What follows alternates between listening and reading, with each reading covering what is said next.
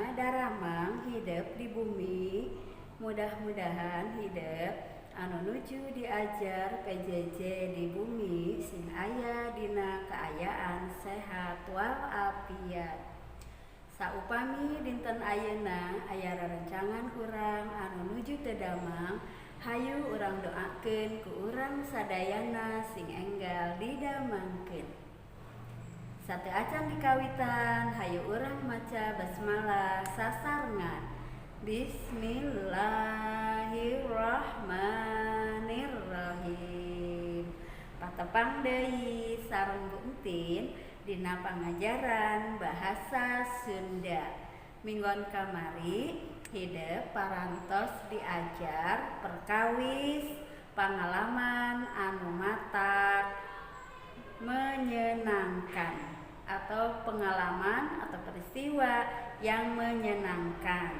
Kanggo minggon ayeuna hidup bade diajar perkawis kalimah ngantet satata.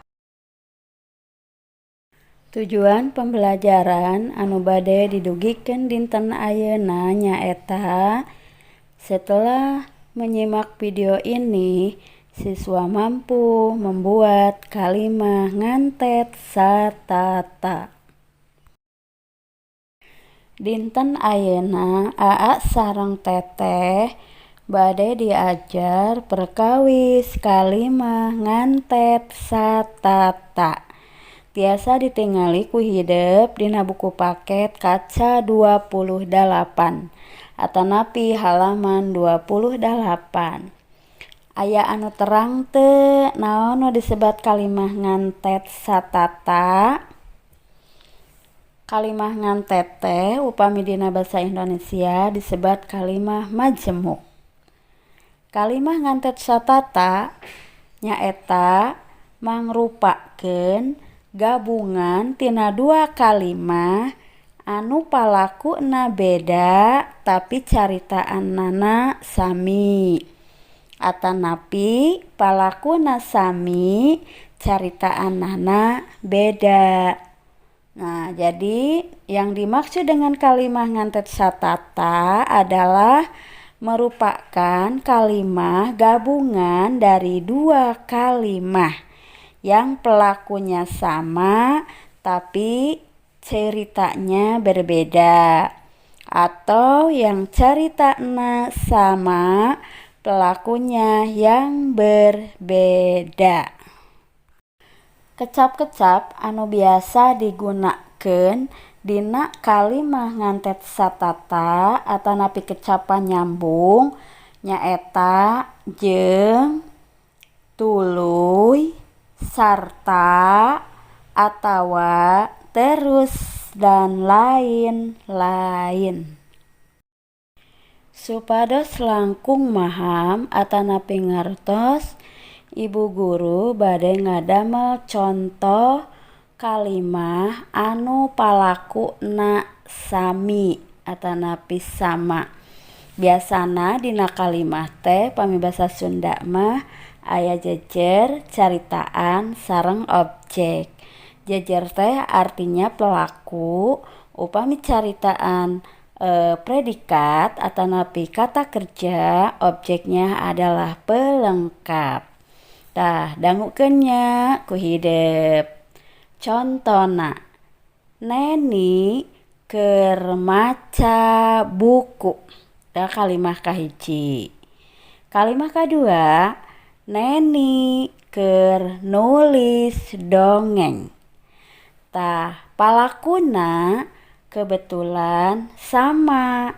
Jadi untuk membuat kalimah ngantet satata teu kenging diulangi deui. Nah, janten kieu.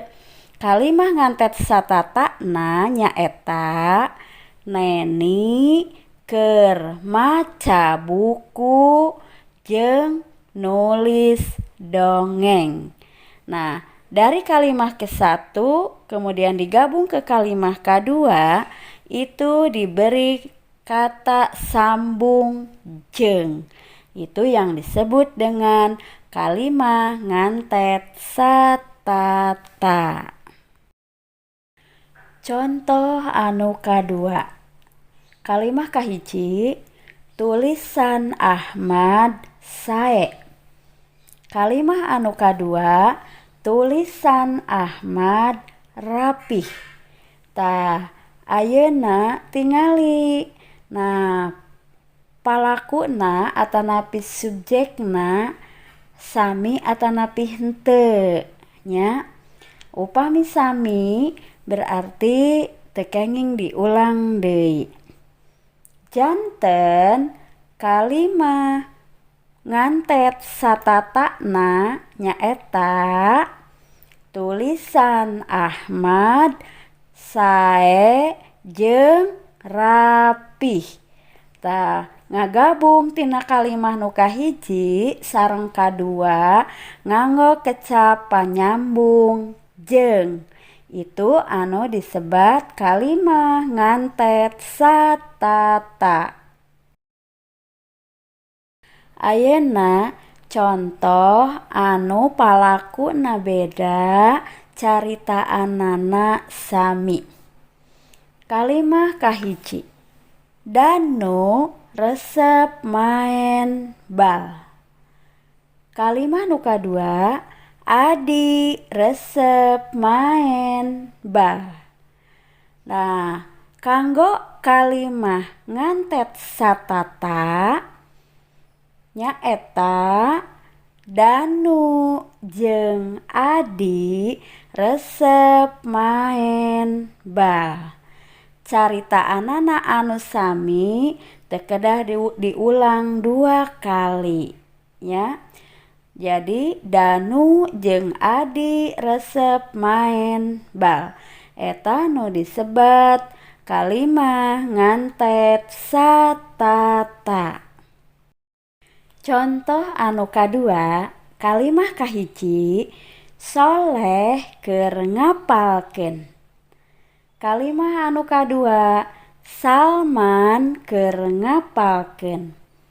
Tah ditingali dina kalimahna ieu caritaanana sami nya, jadi tekenging diulang 2 kali. Kalimah ngantet satatana nyaeta Soleh jeung Salman keur ngapalkeun. Nganggo kecap panyambung ngagabungkeun kalimah kahiji sareng kaduana nyaeta kecap panyambungna jeung. Ieu kalimah anu disebat kalimah ngantet satata. Supados langkung ngartos, ayo jawab patarosan Bu Guru. Kalimahna. Kalimah kahiji, Pak Guru nuju ngawulang. Kalimah kadua, Bu Guru nuju ngawulang. Ayo, siapa yang bisa merubah jadi kalimah ngantet satata? Bu Guru, aku mau coba, boleh nggak? Boleh.